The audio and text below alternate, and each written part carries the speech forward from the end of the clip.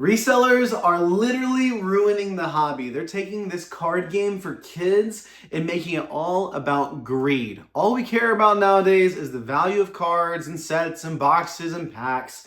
No one actually cares about how good the card art is, how impactful and how meaningful the Pokemon are. No one cares about the TV shows, the competitive card game, the video games. All people care about is making a quick buck. It is tragic. It is devastating, and it is unacceptable that we have so many people out here worrying about the value and trying to resell cards. Literally, Pokemon should ban resellers from ever even touching cards, okay? When you go to buy cards, they should actually check your Instagram, your Facebook, your X, your YouTube, and if you have said anything about selling and making profit from Pokemon cards, you should be banned. A lifetime ban. You should never be able to resell cards. Well, guys, we're going to talk about it. We're going to get into it. Are resellers ruining the hobby? Is it as intense as that? Are we being a little bit too extra here? What is the impact of resellers in the hobby? And how can we navigate maybe a new era, a new environment of the hobby, as some expect us to go into? Some people believe we'll never be the same. It'll be changed forever because of the bull market that we've been in. So where do we go from here? How do we continue to enjoy Pokemon cards, enjoy this IP that we love, we grew up with, that's influenced us, we have characters that we love and connect with? Where do we go from here, guys? My name is Matt, I'm with RARTCG, and I'm a dirty reseller, okay? I resell Pokemon cards. I buy at a percentage of market. I turn around and flip that for profit. So what place do I have in this world to ever talk about this subject? That's for you to decide, okay? I'm just going to share my thoughts. It is what it is. The data is the data. I'm just going to share what I share. But guys, I would really appreciate it if you like or dislike the video and you consider commenting down below. Those two actions right there help me. They help me.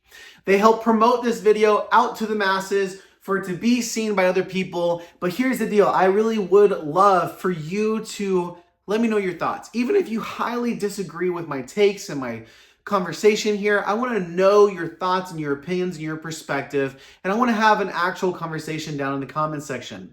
Here's the deal though, comment sections are not the best place to try to sway people from one camp to the other. You're not necessarily going to change my mind, and I'm not necessarily going to change your mind, but here's the deal. I think if we think critically, we critically analyze the data, we can have a actual substantial conversation.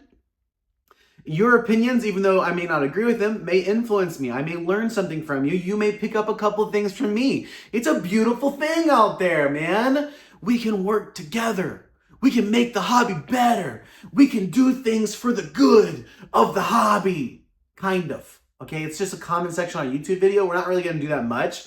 But here's the deal. I like to learn from other people, especially people that disagree with me. So drop down below, make the first, if you're a hater, you hate this comment, you hate my glasses, this little piece of hair right here, you're like, this guy is so lame, look at this little piece of hair. Let me know that in the comments. Make that your first line, hit enter a couple times, and then let me know your thoughts towards resellers in the hobby, okay? I love the hate comments. They make me chuckle. I like them. Maybe if you talk about my ears and how they kind of curve up right here, it may make me a little self-conscious, but that's okay. Let me know your thoughts. But before you do that, hit that like or dislike button, comment down below, and consider subscribing. I'm a smaller YouTube channel. I'm trying to grow, get more exposure, so I can make that ad revenue. Guys, it's all about making money, okay? Oh, man. I really do care about you guys. I really do appreciate all the love and support. You guys have been absolutely fantastic. Let's go ahead and talk about it. Are resellers ruining the hobby? Well, I want to make a really bold claim here, and honestly, anybody that's actually involved with selling Pokemon cards, I think would agree with me. And I think if you're anti-reseller in this space, just listen to me, okay? Just listen, take this in with a grain of salt before you start, hate commenting. Everyone, you hear me? Everyone outside of Pokemon, the Pokemon Company International, the Pokemon Company, is a reseller of Pokemon cards. I'll say it again. Everyone outside of the Pokemon Company is a reseller of Pokemon cards. The definition of a reseller is someone that takes an already made product and resells it. Okay, Pokemon Company owns the IP, they own the rights to the cards, they own all the art, all the assets, all of the stuff. They produce the cards and they sell it, right? They sell it to distribution, they sell it to retail, they sell it for some reason to GameStop all the time. That interaction is the sell of the product. That is the product owner selling the product. After that moment, when distributors sell it to the LGSs and the LGSs sell it to you, we are selling a pre-made product that does not belong to us. We are resellers. We are retailers. So, we take product that's already been made. It's not our individual owned product, and we resell it. So I just want to at a baseline, okay? The entire hobby is built off of this idea that companies, retailers, LGSs, small businesses are reselling the product, okay? Now, from that initial sell, from the distribution to LGSs and then to us, there then is created a secondary market. There's then created a secondary evaluation of the cards, the packs, the sets, etc., etc.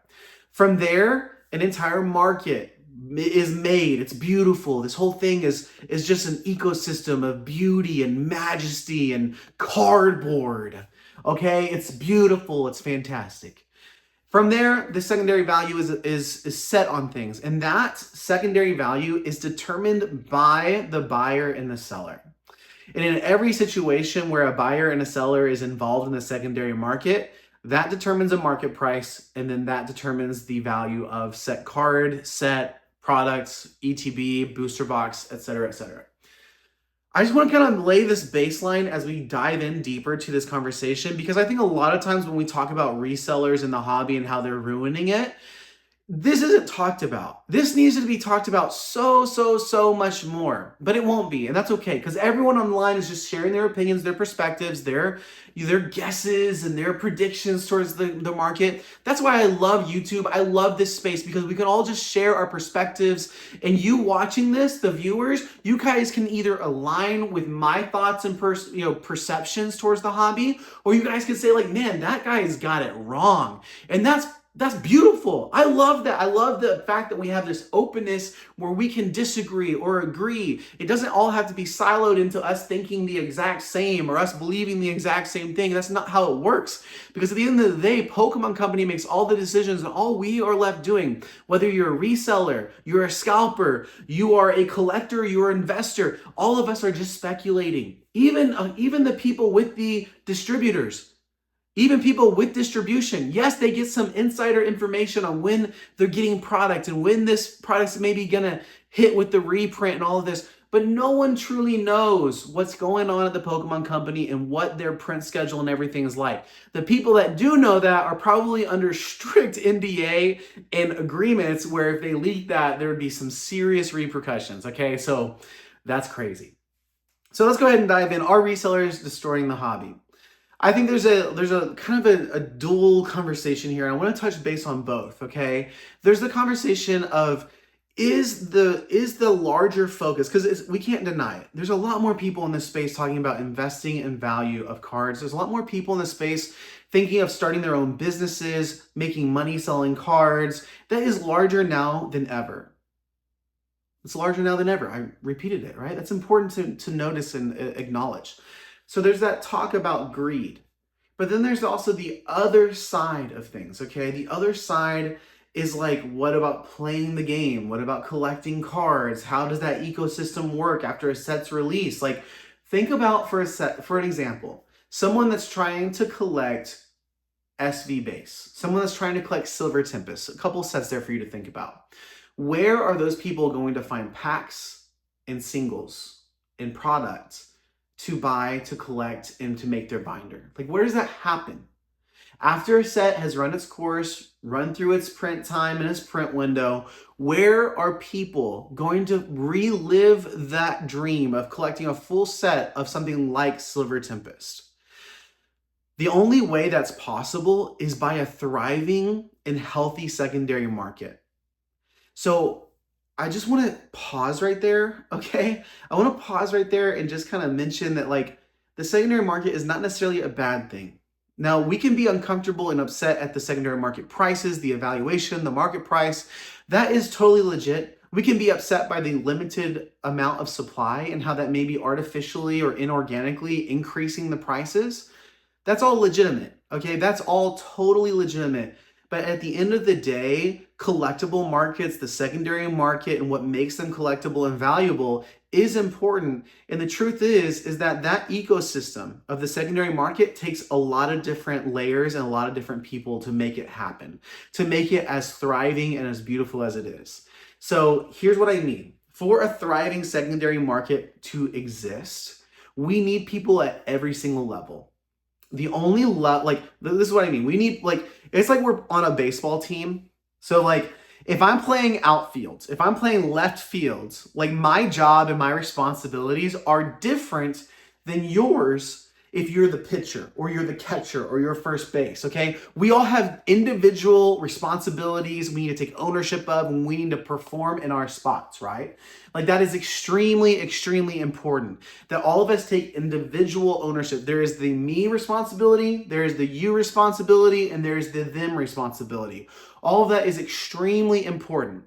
But remember, baseball teams win and lose as teams. So even though there is me and you responsibility, there's a me and a you conversation, there's also a we conversation that precedes and supersedes the me and you. Because if the me conversation, if the responsibility I have in left field, if I fulfill those things and do the best that I can, I will help us. I will help the we succeed. And that is true for all secondary markets and collectible markets. So this is what I mean. The we is all of us in this. It's the investor, it's the retailer, it's the collector, and it's the player of the game. Those four pillars are what I consider to be the core foundational pieces of the hobby. Now notice, I didn't say the scalper, okay? So if there is a piece of the puzzle that's happening in the hobby right now that doesn't belong, like, something doesn't quite belong here. It's the scalper. But remember, the scalper only appears, okay? It's like a wild Pokemon you see in the tall grass, okay? It's like missing number, okay? Missing no only appears whenever you glitch the game. And the game is glitched whenever Pokemon is in a supply shortage, and that creates retail arbitrage. And like my grandmother could run to Walmart and pick up some Pokemon cards and sell them on Facebook Marketplace and make money. And guess what? There's grandmothers doing it, okay? Oh my gosh. I don't sell a lot. I don't tell a lot of stories from my personal experiences in Target and stuff. But man, I went to a Target, there was a restock. I stood in line for about 30 minutes before I left. I cannot wait in lines for restocks anymore. I just can't do it. But the amount of people over the age of like 50 would surprise you. And maybe it wouldn't. Maybe you've seen it firsthand and you know exactly what I'm talking about. But the amount of people, and maybe they love Pokemon. I don't want to make assumptions. Maybe they absolutely love Pikachu and Charizard and Cerulege. They watch Pokemon Horizons. They love Cerulege because the Cerulege fight scenes go hard. Hard. Anyway, that was crazy. It's true. Cerulege is awesome, by the way. But here's the deal. There are so many people that can just run and make a quick buck. And I know that's criticized a lot in the whole conversation about retailers starting a business. But like they're just taking advantage. Like it's literally like someone got in front of you and said, "Hey man, like okay, there's a pile of like 50 bricks right here, okay? A person standing right here. To their right, maybe your left, depending on how you're watching this, there's a stack, like a pallet of bricks, 100 bricks. And they're like, hey bro, you can literally move these bricks 25 feet and I'll give you 20 bucks. And then on this side, on their left, there's a Pokemon ETB and they're saying, hey bro, if you give me 50 bucks, I'll let you buy this and you can turn it into 150 bucks. What are you gonna do? What are you gonna do? You gonna take the hard way, move the bricks 25 feet and get that 20 bucks? Or are you gonna drop the 50 bucks and make 3 times your money? It's free money, guys. So I don't necessarily, I got some flack in the previous video because I was like, hey, I actually care about the scalpers. I don't want them to ruin their lives financially, being in debt. I know that was like kind of a hot take, but listen, I really do mean that. I don't want people to ruin their lives over silly cardboard stuff. Like, it's not worth it like that, you know? It's not that serious. Like, take care of yourself, take care of your family, take care of your responsibilities. But man, I don't blame anybody for taking the quick buck. It's hard out there for a lot of people, and who are us? Who am I to say that that person is not going to use that money to pay for diapers or pay for their rent or help pay for their car payment? Like, anyways, I'm not going to stand here and proselytize and try to preach and try to sympathize for the for the scalper. Scalpers are not good for the hobby, but it is created. They are a symptom of the problem. The problem is the shortage of supply. The problem is the Pokemon Company. And a large multi-billion-dollar top IP in the world company cannot change their plans on a dime. It takes time. So in the in-between, there's an opportunity for people to do retail arbitrage and for people to scalp and make money. A lot of money in some cases. But anyways, it just I can believe both things. I can believe that is terrible and bad, and I can also believe that I want the best for people. Okay, I'm just gonna say it. So let's go ahead and keep talking. So the 4 pillars: it is the investor, the reseller, it is the collector, and the player. In my opinion, those are my 4 pillars of the hobby. It takes all of us working together to make it as beautiful as it is. What do I mean by that? Well, investors take and hold product for a long period of time. Some of you guys are cosplaying as investors. You guys have accumulated a a room full of Pokemon. But when the going gets tough, you guys are going to want to you're going to want to sell that because you're seeing a red negative number in your collector app. Do not fret. If you are financially stable, leave it. Forget about it. Delete collector for a couple months, for a year, to a year. Start another collection in collector and don't look at the other one. You know what I mean? Just forget about it. In 1 to 2 years, that product is more than likely going to increase or start increasing in price again. And you can look at that and be happy about a green number at that point, if you're financially stable. But here's the cool thing about investors. I know we like to hate on each other and the different pillars of the hobby, but here's the cool thing about investors. It's because investors hoard and save product for the long term that, like Tommy over here, can go and still, buy something like Silver Tempest, rip it, and create a binder. The only reason that's possible is because stores, collectors, investors are holding on to product for the long term. That is exciting and that is good for the collector. Yes, are they going to have to pay more 5 years after a set went out of release or out of print than they do at the time that it's in print? Yes, of course. That's part of a scarcity, bro. I can't think of the word, it's fine. It's a product that goes down in supply over time because people are ripping it. So the price of it is going to get more, it's going to get more and more collectible and more rare and more pricey. That is collectibles. It's a depreciating asset. I know these things, okay? I'm a professional YouTuber, guys. I am. So investors make that possible. It's absolutely a beautiful thing. Resellers play, I think, a pivotal role. I am a reseller. Take this with a grain of salt. I'm going to talk positively about resellers here, okay? Flame me in the comments. Resellers do a couple really cool things. When I got started with my Pokemon business, and to this day, I sell a lot of low-end singles and bulk cards. I sell both Magic the Gathering and Pokemon primarily. I also sell One Piece, Union Arena, some Dragon Ball, maybe some Gundam here and there. Depends on what I have and what I'm buying. But I get to supply cards directly to collectors that are trying to master set. But more than that, the primary purchaser of bulk cards, lower end singles under $10, are players of the game. I know that these cards I'm selling, whenever I purchase my Aether Drift Commander decks and I'm selling those singles, whenever I purchase my Tarkir Dragonstorm Commander decks, those cards are going directly into people's Commander decks. They're going directly into people's Pokemon decks. That is freaking cool, okay? It's freaking cool that I get to play that role in the hobby, that I get to take this bulk that someone was just sitting on in their closet. I get to sort through it, sift through it, break it down, list it, and then that's going to go into someone's deck. They're going to play in a tournament at their LGS or beyond, and they're going to have a blast with it. And all of that was made possible because I decided to start a business, buy bulk, and I decided to spend way too much time sorting it so I could turn 1 penny into 6 pennies. You know what I mean? That's stinking cool. Okay, I love it.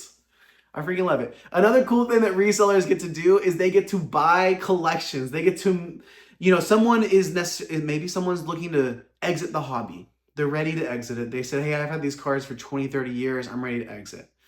I've had this product for X amount of time. And then a reseller steps in and says, hey, I can, instead of having to do all the work of listing that by yourself, going through all the conversations and negotiations, I can come in and offer you a really fair price of 70%, 65%, depending on what items they have, 75%. And that person's like, you know what? That's a great deal because I don't have to worry about advertising, figuring out the platform to, sell on, shipping the product. It's doing them a service by being able to sell it in bulk at a really decent price. And then me as a reseller, I can take that collection, I can resell it. So in that situation, it's taking maybe higher end singles, SIRs, some of these higher end mythics for Magic that people love to play in more rare decks or whatever, like in high end decks. Like it's taking a collection and moving it from one collector to the other. Remember, the reseller is just the middleman. So yes, I buy things at a percentage of market. Does that make you upset? Sure. If it makes you mad that I can sometimes buy product at 60 to 70% of market, I get it. I totally get it. I know that you as a consumer wish you could buy at that price. You wish you could get that kind of discount on the market. But remember, I'm not buying that for my own personal enjoyment. I'm buying that to resell it and make a profit off of, right? I'm a business. I'm going to say something crazy. You could also buy at those percentages. How do you do that? Well, here's 2 tips. Number 1, open Facebook Marketplace. Look at the closest metro area to you. Look for a $5,000 to $10,000 to $20,000 listing of Pokemon cards. And if you're big balling like that, you just got that money sitting in an account and you're ready to spend it all on Pokemon, you can probably offer 70% and get that collection. You can do it. You can do it. The unique thing about resellers is that we work off of making profits. And a lot of times what we're doing is we're rolling over those profits directly back into the business. And so while I may have started my business with $1,000 and I bought a couple bulk lots and turned that $1,000 into $2,000 and now I spend around $5,000 to $10,000 a month, all of that is just capital that is earmarked and specifically made for buying products. You can do the exact same thing. You just need to look for opportunities that resellers look for, which is buying in bulk. So, and option number 2 is to start a business, to become a reseller, become a dirty, greedy reseller. It's not that bad because it's really cool. So as a reseller, I get to sell cards to players. I get to buy collections and move collections from one person to the other. And people still get to love and enjoy the cards for a long time to come. It's an exciting kind of role to play. Collectors obviously play a huge pivotal role. I think that the hobby is made up primarily of collectors for Pokemon, right? And then right under that is the player. It's the tournaments. It's the LGS games. It's the, Pokemon nights on Thursday. The learn to plays on Saturday and Sunday. It's all of these beautiful things that are inviting people to join in the hobby, to learn the game, to enjoy Pokemon in a different way, in a brand new way, to say, hey, these cards don't just look pretty. You can use them, you can utilize them. It's really freaking amazing, both the collector and the player. So let's start wrapping this up because this video is a little bit longer than I anticipated, already over 20 minutes, but I think that we're talking about some really good stuff. So I want to kind of pivot here to talk about the greed aspect, which I think is the primary reason that people get really negative towards resellers and people making money in the hobby. Because a lot of people say, hey, this is a kid's game. People shouldn't be in this to make money. People shouldn't be greedy in the hobby. It's ruining everything. And to that, I say, I feel you. I feel you. And I think that if you're new to the hobby, chances are if you're super loud and negative about that, you're probably newer to the hobby. You haven't You haven't lived through multiple cycles of the hobby. You haven't seen it when the hobby is lower. I got lucky, okay? I'm fairly new to the hobby too. I acknowledge and own that. Here's the deal. Like when I joined in the hobby, I was this is crazy, but I was act I did some scalper like behavior, but nobody wanted the product, so it was just sitting there, okay? I went to Costco and they had these 5 tins. No, not 151. This was 5 tins with each tin had a pack of SV base and a pack of Silver Tempest. Those bad boys, I bought a couple the first time I went in there. I told my wife, I said, hey, I loved Pokemon cards way back in the day. I need to get some more. My first couple packs of SV base, I pulled a Toedscruel IR. I didn't even know what an IR was, but I was mad. I hate Toedscruel. I hate what they did. I hate what they did to Toedscruel, bro. I hate Toedscruel. Also, a jellyfish running at high speeds like this on the land is terrifying. That is nightmare fuel. 6-7. So let's go ahead and keep going. I did that. I started getting back in the hobby. We love Costco. We shop there quite a bit. So I bought a couple boxes full price, like 40, 50 bucks. I thought it was a great deal. I mean, you get in 10 packs for 50 bucks, about $5 a piece. Felt good. It's a little bit cheaper than you get at Walmart. Open those packs and I was craving more. You know, you start ripping packs, you start wanting more, right? You open packs with family. It's just a blast. Well, I go back and all of a sudden, like Costco is fire selling those boxes. There's still literally an entire pallet of boxes and they're marked down, no joke, to $19.99. That means before taxes, I was buying packs below $2 per pack just at Costco because they were fire selling it. I loaded that cart up with about 8 of those boxes. It wasn't even a fraction of what was there. Loaded it up with about 8 of them. I ripped all of them. I went in and I didn't pull a single alt art from Silver Tempest. I knew at that moment I was cooked. I was not going to make a binder of Silver Tempest cards. After I realized I had not pulled any of the top chases after opening, if I bought 8 boxes, 8 times 5. After opening 40 packs without any hits like that, maybe I got a couple of V's, you know? It was terrible. It was so terrible. But I had a blast with SV base. And I have an almost completely full SV base binder because the SV, SV era has great hit rates compared to Sword and Shield. So I got to see boxes sub $100. Like I got to see what the hobby was like right before this big boom. And yes, I am still new. And yes, the boom started happening semi-early for whenever I joined in, especially when I started reselling, when I took the step to become a business and to start reselling.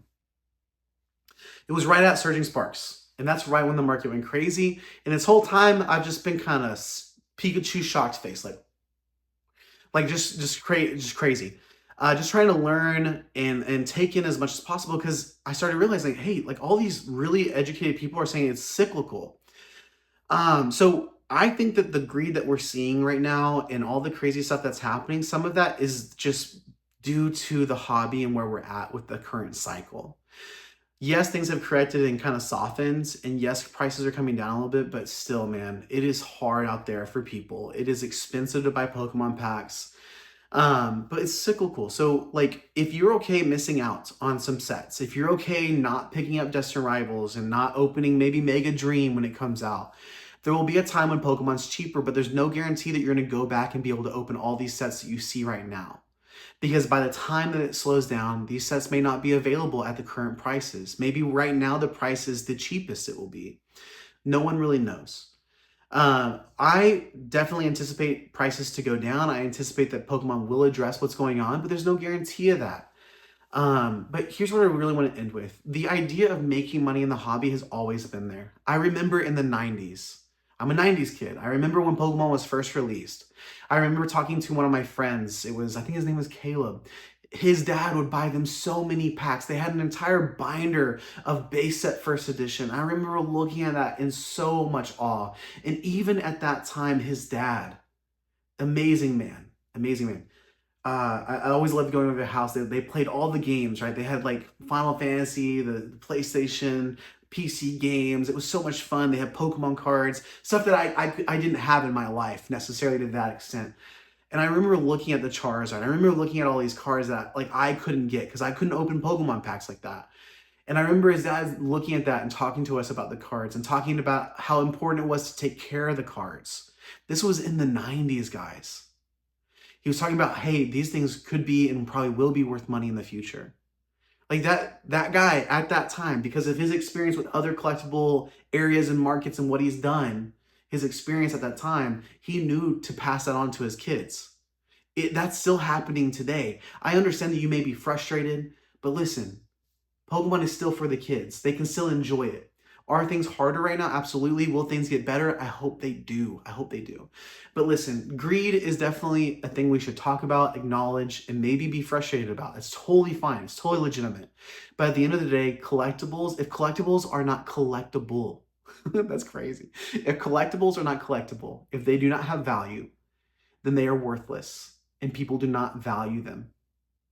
So if we want Pokemon to stay on top, to be the best IP ever, then we want them to be collectible. We want them to be valuable. Thank you so much for watching. Let me know your thoughts down below and don't forget to subscribe.